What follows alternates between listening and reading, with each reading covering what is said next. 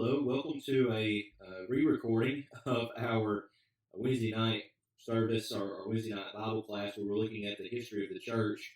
As of now, we're looking at the end of the second century and the early third century, and we'll be transitioning at that point to go into the third through fifth centuries in the next couple of lessons. But unfortunately, when we went over this in our Wednesday night live class, the live stream wasn't working, and so several have asked, could we record it and put it online?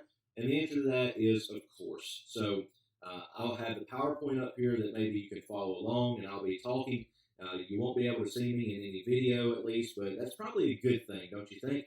Okay, let's get into the history of the church here around the end of the second century. When we looked last time at the history of the church in the early second century, moving through to the end of the second century, we noticed two things most particular, and that is the Roman government did not view Christians in a favorable light, and the pagan populace, did not view Christians in a positive light either. And so Christians were persecuted very early on in a number of different ways by a number of different groups of people. And one of the things that we can see here from this graffiti, it's called the Alexamenos Graffito. It's found in Rome, and it dates to the middle to the end of the second century, if memory serves me right. A couple of things to break down here. The first would be the inscription. The inscription reads Alexamenos Sebete Theon, which is Alexamenos, which is this guy who is worshiping here. Sebete is worships, and Theon is God. And we might say worships his God to make it more translatable into English. And so obviously we have here a person worshiping this object. And the question is, what is this object? Well, the first thing I notice is this is something on a cross. This is something that is being sacrificed. This is something that is, or maybe not sacrificed, something that's being put to death in a criminal offense. So the crucifixion was not invented by the Romans, but it was perfected by the Romans, and it was the death of the common criminal. We might think today of something like lethal injection or the electric chair, something like that. Well, in the days of the Romans, it was crucifixion. But we also notice that it's the body of a man, the arms of a man, that is being hung on this cross. There's nothing spiritual about this. If you are familiar with Christian icons, there's no halo, there's no wings, there's no coloration to denote anything. It's just the body of a man. But then the body of the man has a head of a donkey, and that may be the most insulting of all of this. I don't think I have to tell you what the head of a donkey represents. In fact, even today, if we see someone who is acting a fool or being kind of dumb, the crude way to talk about that person would be to call them a dumb you-know-what. And that's the idea here. I'm not trying to be crude, but that's the idea, is that the pagans in Rome could not understand someone worshiping a human being, first of all, and a human being who died on a cross. Because it's all shameful. Everything in this image is shameful. And so this inscription, this graffiti, is so helpful to us as students of history because it shows exactly how the general population viewed Christians at such an early time. So let's go back to what we ended with previously, which was the attitudes towards Christians from pagans. So how did the Christians' neighbors and friends and family view them when they were converted to Christianity? Well, as we might expect, some of these pagans had philosophical objections to Christianity. Here are three among many, but these are three of some of the most popular. And they would say things like, well, if Christianity were true, why did it come so late in human history?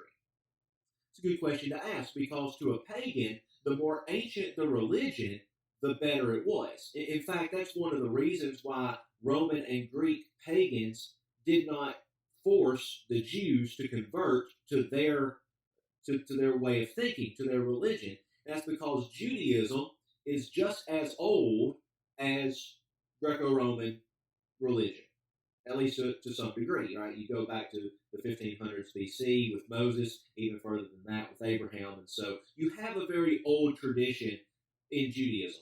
So, but Christianity, this idea of worshiping a human being who died on a cross, like, if that was true, why did it come so late in human history? Why not have the ability to save everyone in human history? That's a good question to ask. Number two, couldn't Jesus have just worked the miracles by magic? One reason we believe Jesus is the Son of God is because he had extraordinary powers to which he could perform miraculous things and give the signs and wonders, as the Gospel of John states. And the question is, if he did that, how do you know that that was from God? Couldn't it have been just regular magic? And we have to bring our minds to the 1st and 2nd and 3rd centuries here, where, for example, in Ephesus had a library. You can still see the ruins of it today. And the majority of the scrolls in that library were magic spells. And so people would actually go to the library and try to learn these magic spells so that they could perform these healings and these rituals and things like that. Well, what makes Jesus different from those? And then number 3, isn't an immortal soul better than a resurrected body? Well, the reality is that the Bible teaches in a bodily, physical resurrection that will come at the return of Christ. Platonism, which comes from Plato, obviously, the Greek philosopher, taught that all spirit is good and all material is bad, and therefore, because the body is material, our spirit is trapped by the prison of the body, and death is the release of that spirit, and that we should all be longing for the release of our spirit to go back to join the universe, which unfortunately is how a lot of Christians today think about death. I have been to very few funerals where we actually talk about the hope of resurrection, a physical bodily resurrection. Now, 1 Corinthians 15, of course, is the great treatise on the physical bodily resurrection, and Paul even says there, what's planted is perishable, what is raised is imperishable. We will be raised in the likeness of Christ, and you think about what that means. Well, when Christ was raised, he had the ability to eat food. He did so with Peter and John on the shore. He had the ability to walk and to move from place to place in a finite way, like with the men on the road to Emmaus. But he also had the ability to pass through walls without opening doors. So what does that all mean for us in our resurrection? To be quite honest, I don't know, and I don't pretend to have all the answers. But I do know there's going to be a physical bodily resurrection in the same way that Christ was raised. We don't teach that. What we teach, unfortunately, is that we have a soul that goes off to a big ball of light, and we exist in some big ball of light in heaven forever. But that's not what Scripture teaches. Scripture teaches in a resurrection, and that's what we have hope in. Now, so these are the objections. How would Christian apologists answer these questions? Well, they all had various answers, but they come down to these 3 basic tenets to each question. So the first question, if Christianity were true, why did it come so late in human history? The answer to that is, well, Jewish prophecy leads to Christianity. Okay, so Judaism is very old, and if you understand the Jewish prophets, they point to Christ. And so Christianity is not so much its own thing as it is rooted in the teachings of Judaism. Okay, so question number 2, couldn't Jesus have worked the miracles by magic? Well, suppose he could, but here's how you know the miracles are legitimate, at least in the mind of these Christian apologists. When someone does something miraculous, they usually ask for credit, worship, or money. We see that even today. There are people who claim to have the ability to heal miraculously, but they do it for fame, they do it for money, they do it for glory, and a lot of those have been proven false, right? So Christ doesn't demand credit. He doesn't demand worship for doing any of the miracles. In fact, in the Gospel of Mark, when Jesus performs a miracle, he says, don't tell anyone. We call this the Markan secret in academics. And so Jesus tells them, don't tell anyone. And of course, they obviously run off and tell people, but Jesus wanted it to be kept secret. So there's another problem. If you were doing it for magic and you were doing it for your attention and not for the glory of God, we would expect Jesus to make money doing this or want everyone to know about it, but that is not what you read about in the Gospels. And then finally, as we mentioned earlier with the resurrected body, the resurrected body speaks against Platonism. And so it's not so much that the Christian apologists argued for the goodness of a resurrected body, although they did. They saw the flaws with Platonism and highlighted those. So Christian apologists, we're very lucky to have them, very blessed to have them, because they did not have the gift of brevity. And that means that we can really look at what they taught and evaluate it objectively. Some of these apologists of the 2nd century and on into the 3rd century had their work cut out for them. There are many of the apologists, which apologist comes from the Greek word apologia, which just means a defense. So these are people who defended the Christian faith against all different kinds of threats. And so the apologist's job was to defend their belief and acceptance of the Christian faith. How did they do this? Well, the first is they used Greek philosophy. Now you say, well, why would they use Greek philosophy to argue for Christianity? It's the same reason, and I say this all the time. If you're going to argue with someone, you better know what they believe. Well, the best apologists were Greek philosophers before they became Christians, or schooled in Greek philosophy at least before they became Christians. So they used Greek philosophy against itself. They were like good lawyers. They found holes in the argument and pointed those out. They also used rhetoric. Now, rhetoric is just a standard of speaking, how you communicate your message. I've mentioned this on Wednesday night when we were going over this the first time, but I love preaching. I love preaching at Salem Creek and wouldn't want to do anything else. But I also love getting the invitation to go to other congregations and preach to them. And I think you all could understand that I do not preach the same way at Salem Creek that I do at a 25-member rural congregation. The audience is different. And because the audience is different, I have to know my audience and communicate a message that my audience will understand. As I said on Wednesday night, I talk a whole lot less about Greek and Hebrew at the 25-member country congregation. Right? It's nothing against them. It's just I know my audience, and I know what's going to work for them. So the fact that these apologists knew their audience and were able to communicate in a way that their audience would understand is very important. And then finally is allegory. Allegory is taking something literal and making something spiritual from the literal. So the example that I give is some of these Christian apologists would argue about baptism, and they would say, well, you see baptism all through the Old Testament. We're like, wait a minute, do you? Is baptism for the forgiveness of your sins there in the Old Testament? No, not necessarily. But they would say, well, the waters of creation is a reference to baptism. When Moses strikes the rock and water pours out from it, that's an example of baptism. That's allegory. Nothing in the text tells us that. There's nothing in the New Testament that tells us that. It's a spiritual meaning to something literal. And so that can be a problem, but the early apologists used that to their strengths. Let's talk about a guy named Justin Martyr. Justin Martyr is perhaps the most important, most influential of these 2nd century apologists. He was raised and trained by a plethora of philosophers.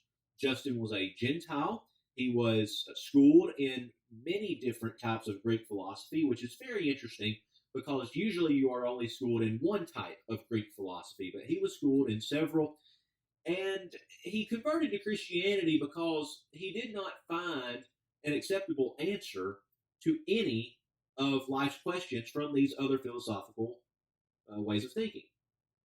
And so for Justin, Christianity was the only way to answer those difficult questions. And there are 3 philosophical questions that must be addressed in life. One is, where did I come from? The second is, why am I here?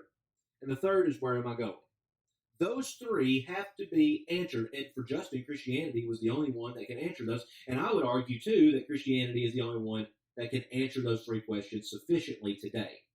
Now, when Justin had his apologetic battles, he was unlike many other 2nd century apologists because he fought everybody. Justin was a fighter, and he was like an MMA guy. He knew all the different styles, and he used them to his advantage.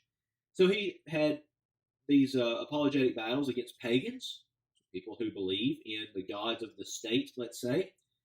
He had it against Jews, and he had it against heretical Christians. So Justin was very influential because he had a lot to say to a lot of different audiences. One surprising thing is that Justin gives considerable attention to the demons. He attributes the demons to pagan gods. Now, we might reference here Deuteronomy 32 and verse 8, which is the passage that refers back to Babel in the book of Deuteronomy. It says that at Babel, God gave of the sons of God, the divine council, to each nation. And that there is a divine rebellion where those members of the divine council rebelled against God and accepted worship for themselves rather than worship to God. And so that seems to be theologically the origin of demons and pagan gods. We can study about that perhaps at a different time. But for Justin, I think he understood, it's not so much that he discredited these gods as he understood these gods to be evil forces in the world, and perhaps we can give Justin his due there. Okay, let's transition now and talk about two heresies in the early church. A heresy is anything that goes against orthodoxy. And so what we're doing here is we're establishing what did the church believe and what was the church not willing to compromise on. Well, we first have to start with a guy named Marcion of Sinope. Marcion opposed the Jewish roots of Christianity, and that caused him to create a totally different Bible. It caused him to teach totally different things that really align more with Gnosticism than Christianity, which we'll talk about Gnosticism in just a few moments.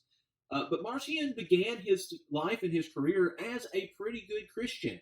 He was wealthy and he used his money for the church. He donated a great sum of money to the church in Rome, but when it was found out the doctrines that he was teaching, the church in 144 refunded his money. And he was rejected by the church. Now, I told the Wednesday night class I find this absolutely hilarious because I've never known a church for any reason to give back money. But maybe that's something we should look at. Are we to accept money given to us that is given by perhaps evil motives, right, or false teachings? It's something worth our time to think about. So because Marcion was basically excommunicated from the church, this prompted him to begin his own church. We do not know anything from Marcion himself. Really, all we have is what his critics wrote about him. One of those critics who wrote a work called Against Marcion is named Tertullian, and Tertullian called Marcion a mouse who gnawed the gospel to pieces. Now, why would Tertullian say that? Well, Marcion took out the entirety of his Old Testament. He rejected the entire Old Testament. Why? Because he opposed Judaism. And he viewed the God of the Old Testament as a God of wrath and as an evil God, and the God of the New Testament in Christ, a good God full of grace and mercy. And he believed the two were totally separate and opposed to one another in sort of a dualistic sense. Because he opposed the Jewish roots of the Bible, when you come to the New Testament, he opposed all the Judaism in the New Testament. And so the only New Testament gospel that he accepted was the Gospel of Luke. Well, why is that? Well, Matthew is a Jew who wrote his gospel to the Jews. Mark is a Jew, and John is a Jew. The only Gentile gospel is the Gospel of Luke. And as I mentioned Wednesday night, there is a lot of research coming out in scholarship now to suggest that Luke probably was a Jew. The only reason, historically, that the Christian tradition suggests that Luke was a Gentile is because Luke was a doctor and he was a historian. Well, the reality is a Jew could be a doctor and a Jew can be a historian. So those aren't really good reasons at all. And when you look at the language that he uses and his familiarity with the Jewish calendar and Jewish ritual, it seems like he has a background in Judaism. Now, that's neither here nor there, but Marcion accepted Luke as a Gentile and accepted his gospel for that reason. Also, Luke was a companion of Paul, and he viewed Paul as the only true apostle. So he only accepted 10 of the 13 letters of Paul. So that'd be Romans through Philemon. He rejected the pastoral epistles. The pastoral epistles are 1st, 2nd Timothy, and Titus. A lot of people today still reject the pastoral epistles, claiming that they're written by someone other than Paul. But I think there's good reason to believe that Paul wrote them. And again, that's another conversation for another time. Now, we do not have this book, but Marcion wrote a book about the contradictions between the Old Testament and the New Testament. Like I said, we don't have the book in existence today, but what we do have is Tertullian's refutation of that book, which is called Against Marcion. You can go online, Google Against Marcion by Tertullian, and you can read it in an English translation for free. But like I said, these church fathers did not have the gift of brevity, so make sure you have kind of a good chunk of time stamped out for your day when you do that. The reality is, we find that Orthodox Christianity had things they weren't willing to compromise. And one of those was the Jewish roots of the New Testament and the Jewish roots of Jesus, to which Marcion did reject, and he was considered a heretic. Now, what did Marcionism look like? If you were a follower of Marcionism, what did that look like? Well, as we said, you believe only Paul was a true apostle, because Paul was the apostle to the Gentiles. All physical relations are immoral. That means basically sexual relationships, even within marriage, are immoral. So, as I mentioned Wednesday night, I find it funny that all of these movements died out because they weren't procreating, right? You weren't raising up any children in these movements. And so those all those were considered immoral. Any type of alcohol was considered immoral, and so water replaced wine in the Lord's Supper. The water there was used just to avoid alcohol. And this obviously goes against the teachings in Scripture where fruit of the vine is what is to be used. Jesus took 2 of the 5 elements in the Passover and attributed them to represent himself. And so Marcion rejected that because of the alcohol content. As such, he also rejected the eating of any type of animal flesh. Fish was the only type of animal product that was allowed to be eaten. You could only be baptized if you were unmarried. And as I said earlier, because the church rejected Marcionism, that meant that the church understood that there were some uncompromisable things. We can't do without the Old Testament. We can't do without the oneness of God and Christ, the God of the Old Testament and Christ in the New Testament. There's nothing wrong with being married. There's nothing wrong with sexual relationships in marriage. There's nothing wrong with eating animal products. Jesus declared all foods clean. You need to partake of the fruit of the vine, wine in this case, in the Lord's Supper. And those are things that we were unwilling to compromise. And we should be unwilling to compromise, even today. Okay, let's transition here to talk about Gnosticism. Gnosticism is a huge problem in the 2nd and 3rd centuries, but it begins as a problem in the late 1st century. The Gospel of John, 1st, 2nd, and 3rd John, Jude, Revelation, 1st and 2nd Peter, perhaps others, arguably Galatians and 1st, 2nd Thessalonians could be argued for this. But arguably, all of those books teach against Gnosticism. So Gnosticism is obviously an early movement. It is, however, difficult to say with certainty what Gnosticism is. Gnosticism is not a religion. It is more of a movement. And so it's not so much a system of organized religion. It's more of a movement within religion. And so it's very difficult to say what Gnosticism is, just like it's difficult to say what Christianity is. If I ask you what's Christianity, the question then might be, well, are we talking about Catholicism, Eastern Orthodox? Are we talking about Protestantism? And if we're talking about Protestantism, are we talking about denominational Protestantism? Are we talking about Lutheranism? Are we talking about the oneness of the church? What are we talking about? Well, that's the way Gnosticism is. But Gnosticism had a few specific tenets that were taught throughout all veins of Gnosticism.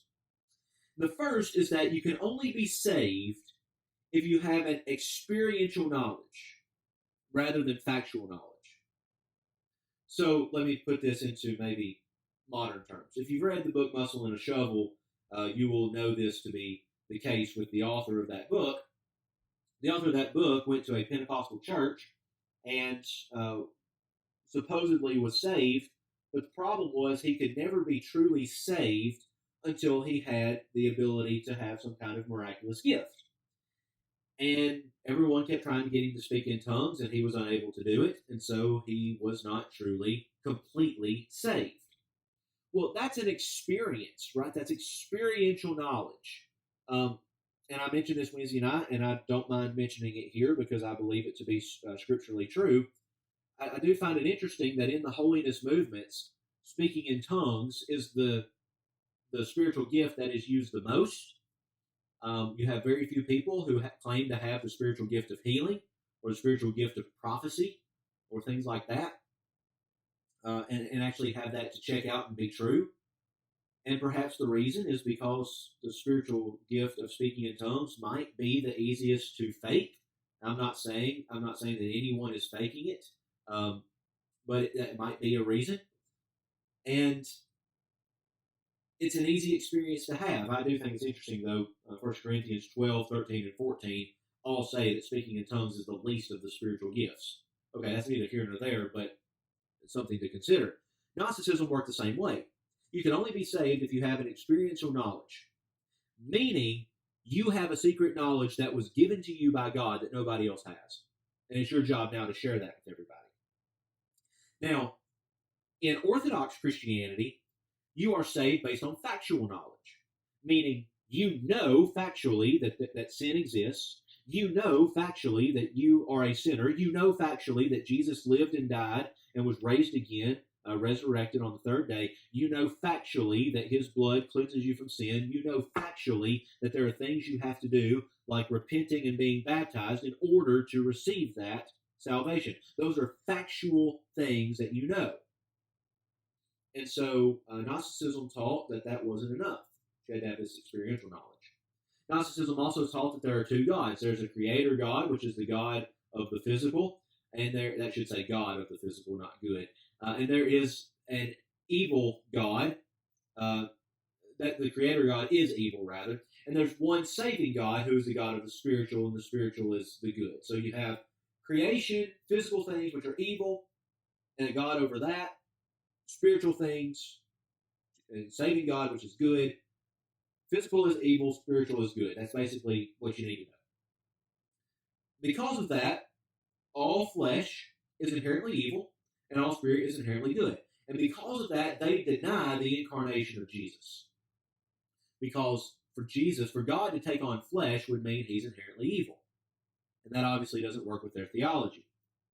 And so they would say things like, Jesus possessed a man, or God possessed a man named Jesus, that God never actually died, that the flesh died, but God did not actually die. And they would reject the resurrection as a physical bodily resurrection in that sense. And so they believe, like Platonism taught, that the soul is trapped in the prison of the flesh, and that it longs to be released and join its divine source. We know most about Gnosticism through the Nag Hammadi Library. The Nag Hammadi Library was discovered in 1945 in Nag Hammadi, Egypt. This area, Nag Hammadi, Egypt, was a trash heap. And, of course, archaeologists love trash heaps because we get to see the treasures that people threw away. And so when we call it a library, it's not a building, it's a collection of books, right? Like our Bible is a library of 66 books. This collection is a collection of 13 books, but these 13 books contain over 50 texts. Among them are two pseudepigraphic gospels, and these gospels are probably familiar to you. There's the Gospel of Philip and the Gospel of Thomas. The Gospel of Thomas is probably familiar to you because every Christmas and Easter we read about and hear from National Geographic and the Discovery Channel about the lost books of the Bible, and the Gospel of Thomas is usually one of those. So let's talk a little bit about the Gospel of Thomas and what it is. It's really not a gospel. A gospel comes from the Greek word euangelion, which means good news. In a literary sense, the Gospels like Matthew, Mark, Luke, and John are very biographical. And so we read about the life and the actions of Jesus. That's what the Gospel teaches us. And it is the good news. But the Gospel of Thomas presents not a biography, but 114 secret sayings of Jesus. Now, when you read it, some of these things are things that sound like something Jesus might have said. it might match a little bit what we know from Jesus in the Gospels. However, there are others that do not match the sayings of Jesus in the Gospels at all. In fact, it's just weird that anyone, let alone Jesus, would say something like this. And so my favorite to talk about is the very last one in the Gospel of Thomas. This is saying number 114. It says, Simon Peter said to him being Jesus, let Mary leave us, for women are not worthy of life. Jesus said, I myself shall lead her in order to make her male, so that she too may become a living spirit resembling you males. For every woman who will make herself male will enter the kingdom of heaven. Now, I do not believe that for a second that Jesus would say something like this. The emphasis here is that she will become a living spirit, right? Because all spirit is inherently good, all flesh is inherently bad, and here we have a problem with the flesh. Her being a woman, her flesh being less than that of a man, at least according to the Gospel of Thomas. And so in order to fix her, we have to change her spirit by changing her from having a female spirit to a male spirit. It's very weird, very, very weird, and I do not believe for a second that Jesus would ever say something like this, particularly because at the end of the Gospel of Mark, it is the testimony of Mary, whether this be Mary Magdalene, Mary the mother of Jesus, or whatever. It's the testimony of Mary that is the single most important testimony ever given in history.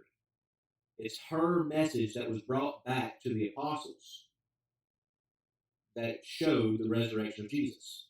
And that's important because a woman's testimony was considered worthless in a court of law. It was inadmissible in a court of law.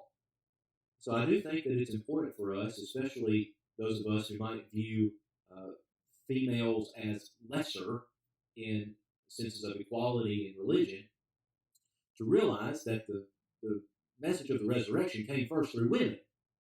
Now, God has specific roles for men and women in His church and in marriage and in life, but that does not mean that one is greater than or less than the other. It just means that we have different roles that we are called to fulfill.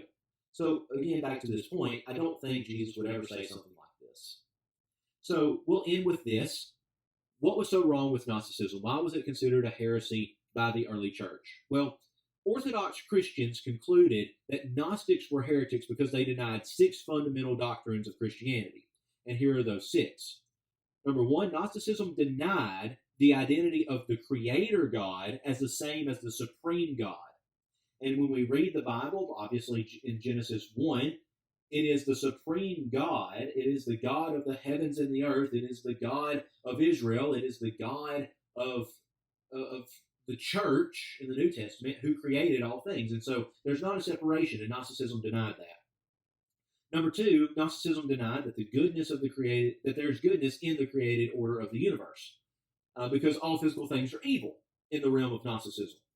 But when you read Genesis chapter 1, God creates all these things, and He calls them good, and then at the end, His crowning achievement, mankind, He says it's very good. And Gnosticism denies the inherent goodness of creation. Number 3, they denied the full incarnation of Christ, because Christ was man and God, and man is flesh, man is physical, man must be evil, and you cannot have evil and good indwelling together. And so they denied the incarnation, and they had a number of ways of doing that. We just don't have time to talk about it right now. Number 4, they denied revelation in historical events, because revelation was to come in experience. Revelation was to come right through the divine experience, the divine knowledge that you were given. They denied redemption by the blood of the cross, because that would require a human to die. Blood, obviously, is physical from the body of Jesus, and so they denied that. And they denied a resurrection body. Okay, so because the flesh is evil, and so the spirit longs to break free. Well, that's all we have time to talk about right now, and look forward to coming back on Wednesday, and hopefully the live stream will be working then. Thank you for your patience with this. I'm enjoying this study. I hope you are too. When we come back on Wednesday, we will be looking at the 2 schools of biblical interpretation, the Alexandrian school and the Antiochian school, and we'll have a lot of fun doing it. Okay, I hope you have a blessed week, and look forward to seeing you on Wednesday.